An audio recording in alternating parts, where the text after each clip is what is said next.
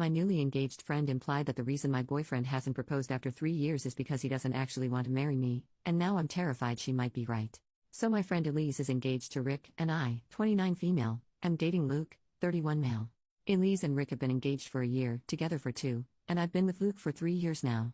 Elise and Rick had their engagement party Sunday afternoon. I was chatting with Elise, looking at her ring, and I'm not going to lie, I felt a bit of envy. Luke and I have talked about marriage, but we haven't even looked at rings yet. He says he wants to marry me though, but I do think it's taking a long time. So I asked Elise what made Rick propose to her, like how it happened. She told me that on their first date, she told him that he had a deadline. I asked what she meant, and she said that she told Rick she wasn't going to wait around for 2, 3, 4, 5 years for a man, any man, not him in particular, to marry her. She said she wants kids with the right guy but didn't want to have kids without a stable marriage and a house. Well, they have the house and now are getting married. Another one of her friends, Heidi, said she was shocked that it didn't make Rick run for the hills. Elise laughed and said, well, it wasn't an ultimatum. It was a fact. If after 2 years you still can't tell if I'm the one, then I'm clearly not, and I will be moving on. Period. I told Elise that if I told Luke that, he would probably leave me.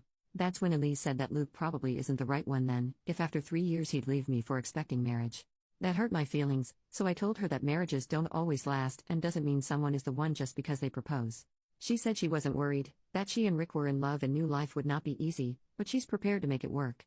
She also said she knows marriage isn't for everyone, which is fine so long as your partner feels the same, but that marriage is a value of hers, and she wasn't going to waste time with someone who so clearly didn't have the same values as her. That's when Heidi asked me what my problem was. I told her I didn't have a problem, just stating a fact. Then Heidi asked how long I had been with Luke. I said 3 years, and she asked if I wanted to get married. I said yes, and when she asked what about Luke, I just excused myself to the restroom.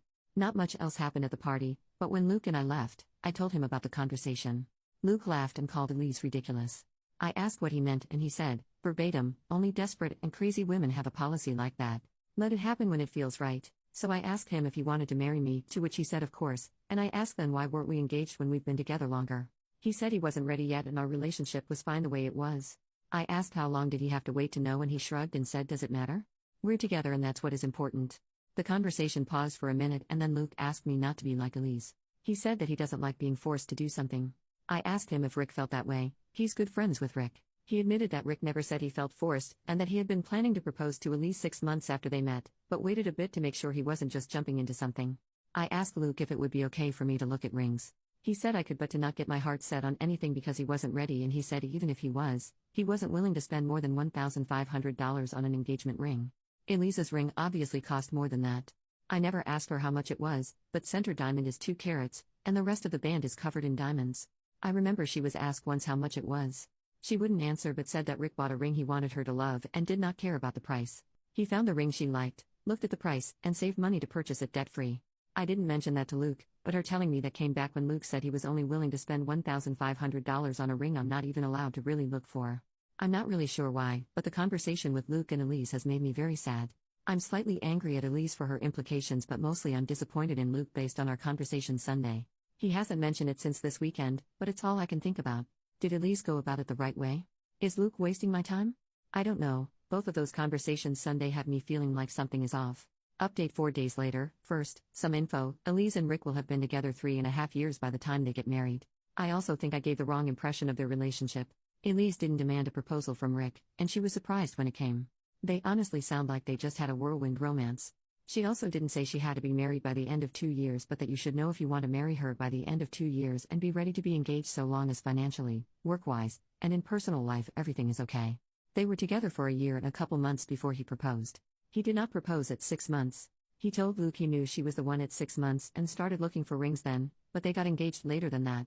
Also, I don't care how much Elise's ring cost or how big it is. I didn't include that part because I was being petty. I was annoyed because Luke basically told me I don't get a say in what I'd be wearing.